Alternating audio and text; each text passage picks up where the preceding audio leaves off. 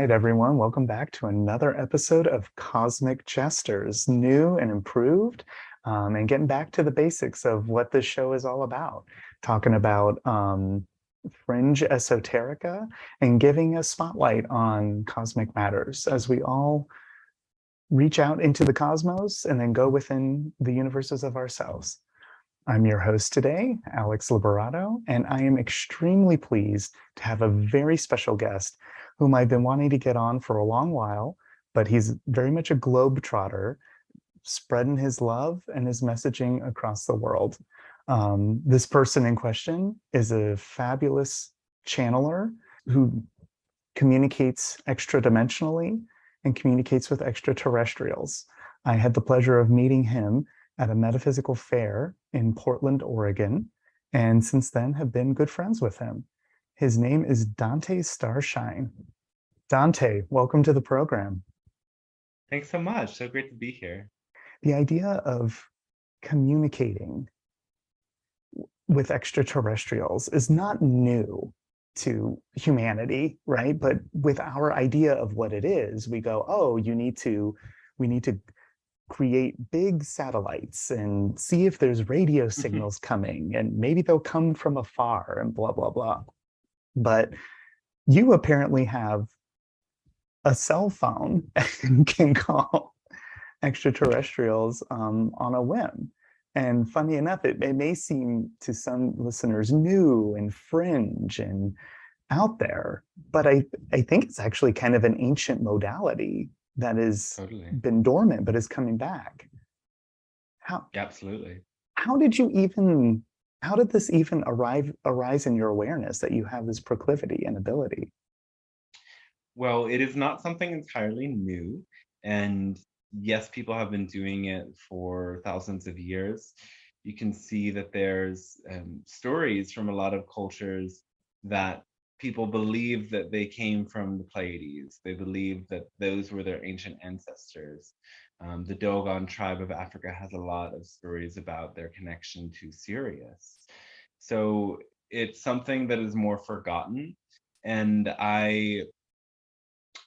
my path started with plant medicine, with yoga, with meditation, and becoming aware that I could change my state of consciousness into these more, first of all, relaxed, open states, blissful states, and also non-ordinary states where there were beings and visions and dreams. And I was also learning about shamanic journeying. I left in 2012. I left my whole life behind in the States. I didn't really have that much of one. I was only 21 at the time. And I went to Mexico. I learned a lot about the time 2012. Were many books about it already then, about the Mayan calendar and a shift in consciousness. And some of these books were also channeled books from the Pleiadian beings. So I felt something from this. I felt very inspired. And in Mexico, it was just a very life-changing experience at this gathering and meeting a lot of different people who were, maybe further along a similar path at the time. I went from Mexico to Guatemala. I met their psychic teacher and a shamanic teacher. Similar sorts of teachings in a very, very different styles. What I did there over a number of years, I lived there almost 8 years, half of every year. I did skip 1 or 2 years, and I got to really experience in this sort of very alternative community that cohabitated with a Mayan village in the highlands on a volcanic crater lake, what it was like to put some of these skills to practice and do energy healing sessions first, cacao ceremonies every day, teaching yoga classes, learning with these teachers, and then eventually leading my own ceremonies. And the channeling began for me, I would say, what was that, 4 years into, actually only 3 years into the process, the channeling began. And I was doing energy healing. I was teaching Reiki, and I would hear voices inside my head. It sounded like my own voice, but it was just this very clear instructions that this person is having this problem for this reason, and this person needs to do this, this, and this. And I started saying these voices out loud, and it was, I could feel a shift in their body. My hands were on them. I was working with their energy, and they would just start breathing deeper and relaxing. And it was like, okay, well, that whatever that voice was something kind of potent. And it also would happen to me as I would lead cacao ceremonies, that I would hear this voice telling me all of these things to say. And as I would start to say it, it would be like I'm speaking, but I don't even know where those words are coming from. And so this is the higher self level. This is sort of a non-personal, personalized connection to that source energy that manifests in our world as unconditional love. And as I got to trust that more, I was very interested, well, what could deepen with this? And I was, of course, at this time listening to many channelers, because both of the psychic shamanic teachers I was working with were very interested in channeling. And a lot of the teachings they passed on to me were things that they learned from channelers, particularly Bashar, even Abraham Hicks, who's not extraterrestrial, but is still very extra dimensional. And so I would be doing these ceremonies and still voices in my head, voices, okay, cool. I like what the voices have to say. And eventually I got kind of, I really wanted it to happen. So I was writing down kind of lists and really focusing on this intention. If there's a being that wants to come through me, let that being speak now. Let that being come to me now. And it wasn't in that very exact moment, but a little bit later, I again heard a more specific voice who instructed me to speak it aloud. And that was the first time I went into a trance like state. I feel a little bit iffy about calling it a trance, because I'm not unconscious. I'm conscious in this process, but it's kind of like a dreamlike consciousness, especially because I'm doing these sessions several times a week, and they kind of happen. The information needs to come through very quick. It's kind of like this information goes to a deep part in my consciousness that I'm not always aware of. So I do have access to it, and I do remember what happens, but it's like waking up from a dream. In that moment that I'm finishing it, I'm very clear about it. And then some days later, I don't necessarily remember everything that happened in the session, but if I go back to it and listen to it, it's like, oh yeah, like, of course, I was just there in that reality then. That voice wanted to speak through me. At first, the voice, the being that was speaking was an angel. And then I got more, as time went on, I got more interested and got more messages from these extraterrestrial realms. And I got to meet a lot of different beings, but the Pleiadian beings were the ones that kind of proposed that, kind of for the sake of having an audience who gets used to a consistent personality, that they would be my team, they would be my guide that I would work with for this time. And I work mostly with them, and I didn't completely trust it at first, because it felt so natural, and it felt like such a subtle shift. Um, Even though the energy I felt was really strong, it's like, oh, we can feel strong energy from so many things. It doesn't mean it's real. So when I channeled for other people, I that was kind of the confirmation for me, because I could feel the shift in them, and they could confirm that it wasn't just hearing words, it was like this transmission of a subtle energy that impacted them in some way. And that's what led me to trust in what was happening, and it kind of just grew gradually through that experience of sharing it with people and then letting others know, and then the very modest YouTube channel growing. So yeah, that's my story of all of that. It's funny that you say like it's hard to trust at first because you're just a little bit like, is this me? From whence does Hmm. this come? And I think that's a sticking point in our modern society. I think this was probably less of a worry thousands of years ago if somebody was Hmm. hyper local and just, hey, I'm receiving and I'm speaking, and we pass them down through oral histories and traditions. But you had mentors and stuff like that. But how do you feel being someone who's reactivating a human ability that has just sat in dormancy for centuries or millennia? It's not something that everyone's willing to just jump in and believe in, though I tend to highlight the parts of the message that everyone can grasp and that everyone can apply, so that regardless of whether they believe in the source of the information itself still resonates. And that's one angle I like to take on it. It feels tricky sometimes because there's a lot of people that are into this who their minds are so open that it makes me skeptic, right? So it's tricky. There's a lot of people channeling things out there that I don't resonate with. So I have to be very I would say I'm even the fringe of the fringe, because I say things that are as a person that are very controversial within the channeling or new age community. Um, just because I see a lot out there that is kind of like, it feels like copycat to me. It feels like redundancy to me. That's a good point, though. I equate a lot of channelings.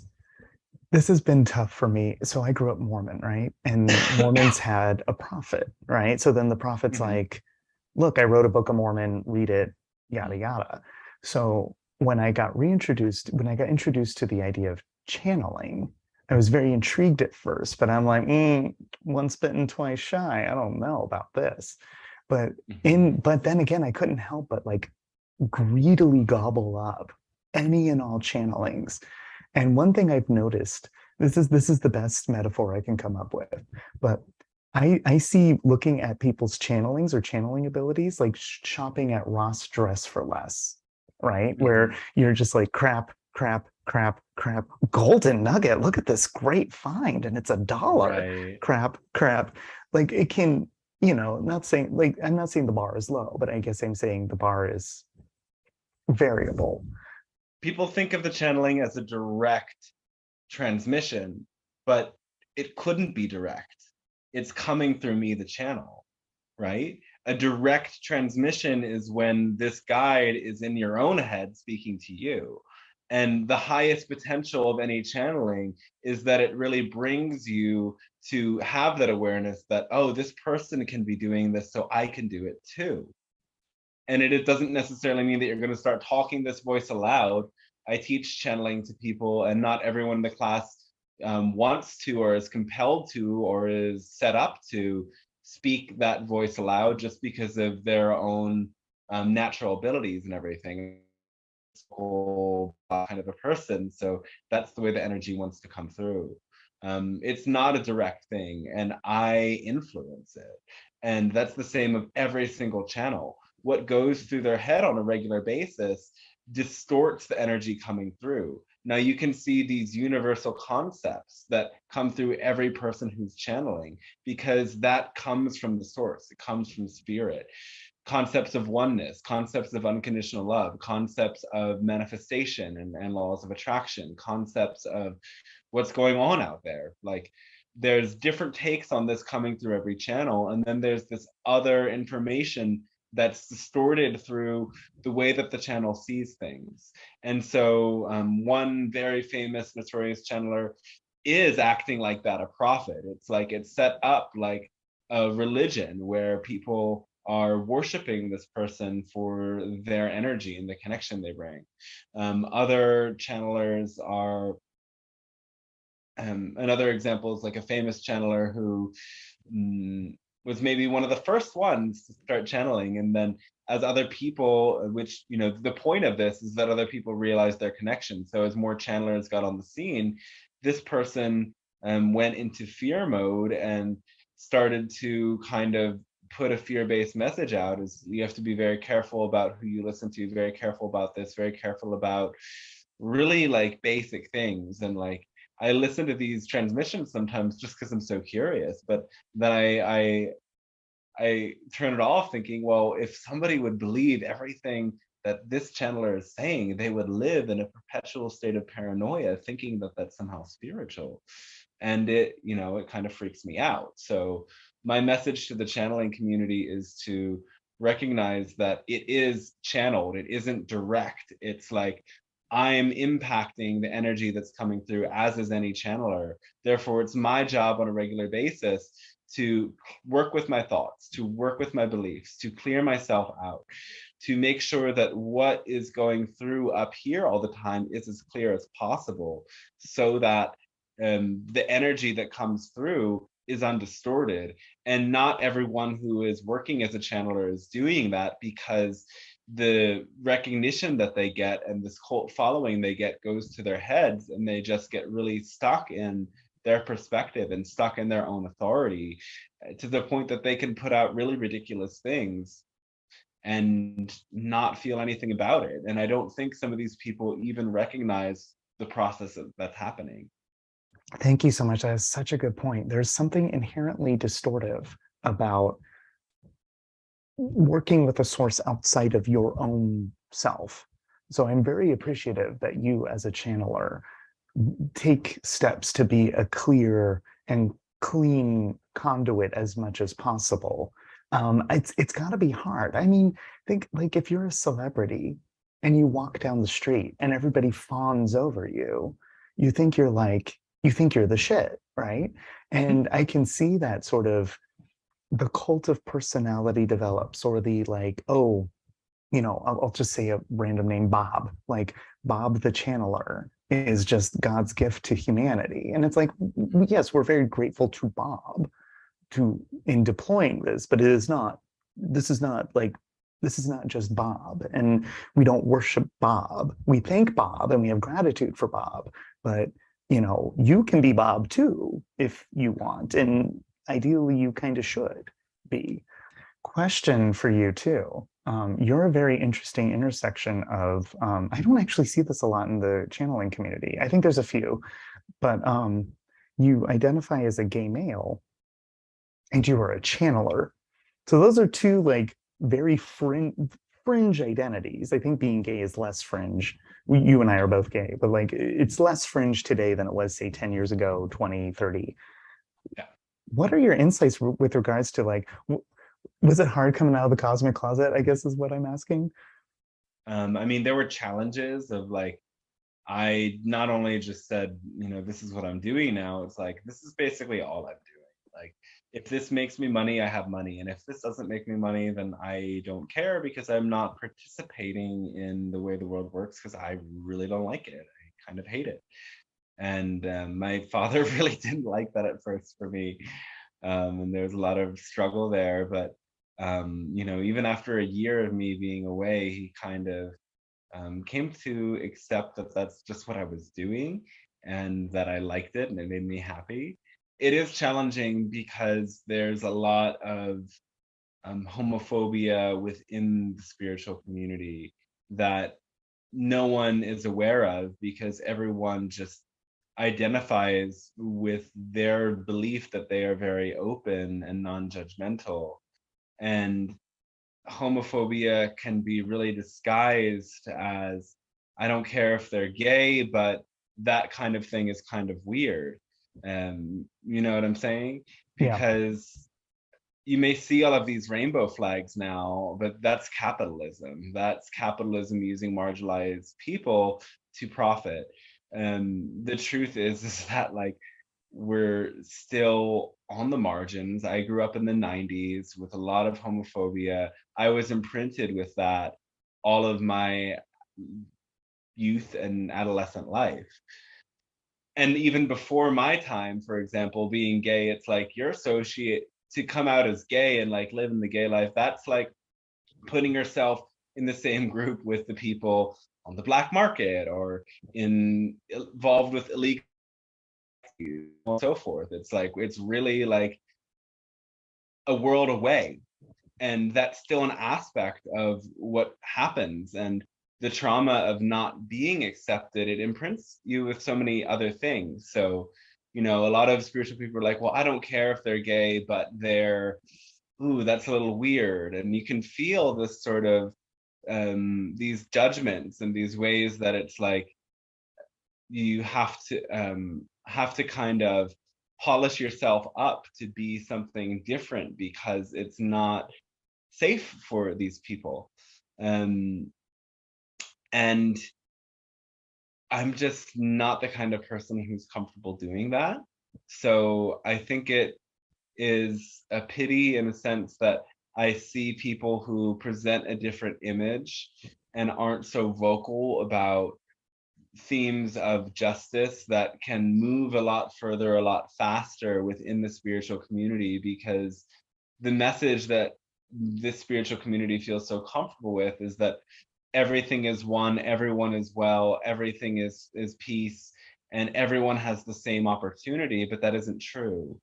And somebody who doesn't say that is kind of like, oh, like what's up with that person? Their vibe is kind of off. And I get that feedback from some people within spiritual communities in person and online. And I'm just like, I'm sorry, but you're like, you know, your cis white privilege is really showing. And I'm cis, so I should say het, whatever your straight people privilege is really showing. In a way, that's the first word that comes out of my mouth, but regardless. So yeah, it's not the easiest of walks. And I know that there are other channels and people in the community out there who are bisexual and not closeted, but also it's not something they talk about. And their audience doesn't know that at all. And it just, you know, it's funny because you'd think that spirituality is about being truthful, but oftentimes it's about what attention without rocking the boat. Yeah, I understand that to a T. I've had I run a sub I have a spirituality and cosmic consciousness subreddit on Reddit, and found out the other day it's one of the top 1% biggest subreddits. And I'm like, oh, okay, I guess it's grown over time. And you mentioned a really funny thing. I'll have some back and forth text-based interaction with someone. It's really edifying. It's incredible. I'm kind of, in a sense, performing a ministry. And the minute it's like kind of found out I'm gay identified, it's like, shut that shit down. Like the distortions or the this comes to the fore. And it's really funny. It's like, oh, I can't bring my full self to this. And you know, that's interesting. But I also I think we're catalyzing change in this regard, needing to and I also in this moment want to call out a lot of transphobia in the consciousness community, which blows my mind because we've all been we've incarnated as female, biologically female. We've incarnated as biologically male. We've incarnated as, and all the people who are having the biggest knots with this, I'm like, are you setting yourself up for a gender journey someday? Because it's really funny. I can't look at someone's lived experience and go, no, shut that down. You're gross. Like it's odd. I'm just like, when you look through a cosmic lens, it does blow my mind that people will have these like really mean judgments. And I'm like, is this influenced by mainstream Christianity that we've just all been programmed by in the Western world? Or it's really goofy to me. But anyway, that's just my complaint, and something that I think we have to continually combat as time goes on. I would be interested, if you are willing, could we open up communication with the Pleiadian Council and maybe have about 10 minutes? Yeah, I'm not sure how much will come through in those 10 minutes, but I'm happy to do it. Yeah, I think for the, because I want to be respectful of your time too, and we'll go with a general message. I'll mind the clock. Okay. If we run a little bit over, are you okay? I don't want to keep you here for hours and hours. Totally fine. Okay.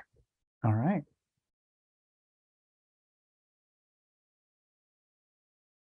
Hello, and we say good day to you at this moment of your time. We are the Pleiadian Council, and we speak on behalf of the Galactic Alliance, with many beings supporting a world in this process. Some of you call ascension. It is a gift, it is an honor, it is a pleasure to establish contact with you, for it allows for a bridge to be opened between our respective realities, giving us both the opportunity to deepen in our connections with Source. For this, we are deeply grateful and appreciative. So we extend that gratitude and love to you and ask, in which ways can we be supportive to you at this moment of your time? Hello, Pleiadian Council. I greet you in light and love of our infinite creator. You have Alex here, as well as an audience watching digitally. And it's an auspicious and chaotic time in our lived Earth experience. Yes. So words of guidance or clarification regarding to our moment in fall 2022. We'd be interested to hear your insights. Oh, this is a very exciting decade for you. This is a decade that will change everything. You will not live in a different world as you enter the following decade. It will be so completely different that you would be rather shocked if you saw it here and now today. There are a series of wake-up calls. You've experienced the first one. You might call the COVID-19 virus and all of the things associated with that. The second one is this war in Ukraine. And there's a third call that is due to arrive in a year or two that will be the final catalyst that really pushes you over the edge in terms of the transformation that has to take place. Now, recognize your world is shedding layers of fear. And all of these different opportunities are ways that you as humans are being pushed to face your fears. Those of you who remain unconscious to the roots of these fears will be acting in impulsive and inadvertently self-destructive ways in these times. And you need to be very aware of what you do and the information that you receive and what you do with it, really. Fear has had humanity in its grip for some time. And it isn't your fault. It's part of, in a sense, the way that you were programmed by your creators. And we're not speaking of God in the sense, but that's a subject for another day. And this process brings you to recognize that these fears don't ultimately serve you. It brings you to recognize that what's most important is your lived experience in the here and now moment. We offer to your world a formula that raises the frequency of love. And this frequency of unconditional love is your true nature. The fabric of your universe is unconditional love. And this is why when you go into these transcendental states of consciousness, that is what you experience. When you go into these transcendental states of consciousness, really all that you are doing is going past the beliefs and the constrictions of your mind that hold back the love that is always there. And that's all you really need to learn how to do, is to pause enough and withdraw your identification with the feelings, sensations, and thoughts that move through you, and ask yourself instead, why is this fear here? Why is this emotion present? What do I believe about myself or about myself in a relation to the greater universe or those other beings within it that cause me to constrict in this way? By doing this, you free yourself up to act upon this formula. The formula is enact your highest passion. Do it to the best of your ability. Have no insistence on a particular outcome. That last one is very important, and that's what so many people need to work the most to grasp. You've been told that your life is meant to amount to this and that sort of a thing. Fall into alignment with a definition of success that you were externally programmed to value. Though the purpose of your existence is to be who you are. It is to be true to yourself. For Source created all of these infinite expressions of itself so as to have an infinite amount of diversity, an infinite amount of uniqueness. Each unique perspective held by a human is a gift to creation. The love within you guides you to the pathway that will bring out your unique gifts and shape you in a way that you can offer the most valuable thing to creation. What you fundamentally need to understand is that you are valuable to creation, otherwise you wouldn't exist. And by honoring yourself rather than honoring the voices that tell you to live in a certain way, whether that be a spiritual way, a socially acceptable way, so on and so forth, a successful way, and you instead go deep inside beyond all of those voices to what calls you in your heart. Feel it like it's a magnetic pull that calls you forward. And the best way to get in alignment with this magnetic pull is with the simplest of things. Every day, notice that you do so many things, almost for some of you, robotically. You don't question why you do these things.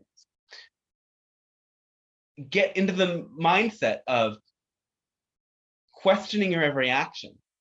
Notice every action, and before you choose an action, ask which of these actions creates the strongest sensation of love and openness in my own heart center. Choose that action and do it to the best you can. Let go of your mental construct of what is supposed to happen. And when you get to the next step, repeat. Go back into the heart, ask what pathway, what action, which next step creates that strongest sensation of love and openness here in the center of my being. Do this continuously. If you do this every single day, your life will be drastically different in the matter of 21 days. So that's what we have to say, basically. Beautiful. Beautiful. Before we part, I'd like to ask you one more question. Yes. As we step into our more loving selves, our more fully realized selves as a collective, and we start to realize that our world is bigger than we originally understood, what counsel do you have as humans reclaim the identity of full galactic citizenship? Oh, that reclamation will be very, very exciting because it will allow for interactions to take place between your world and other worlds. We really want all of you to recognize that the channel and other channels are not the only ones that can bring in energy from us. Some of you right now listening to this are feeling a frequency. You're feeling the presence of your own guides. So pay attention to that. It may be a feeling in your body. It may be a humming in the back of your head. Maybe a inner vision. Just become attuned to the way that your own guides want to show up and listen to them. Expand your perspective beyond what you conventionally think your ways of sensing and seeing are. For what you have deemed to be imagination is actually a gift and a portal into other dimensions of experience. We simply want you to know that you think that seeing is believing, but believing is seeing. And when you change the framework of your beliefs, you will open up into an entirely different sort of world and reality. So question your negative beliefs, and if you want something to be true, then choose it to be true. Don't look for the truth, choose what your truth is. Incredibly beautiful.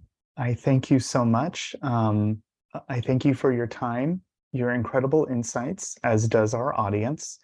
Thanks you. Yes. And I release you now in love and light of our infinite creator. Many blessings. And a great thanks and love to you as well. We want you to know again that we are with all of you always. So simply reach out, or reach inward rather, and you might feel us in the center of your own heart. So our unconditional love to you, and we wish you a fantastic rest of your day then.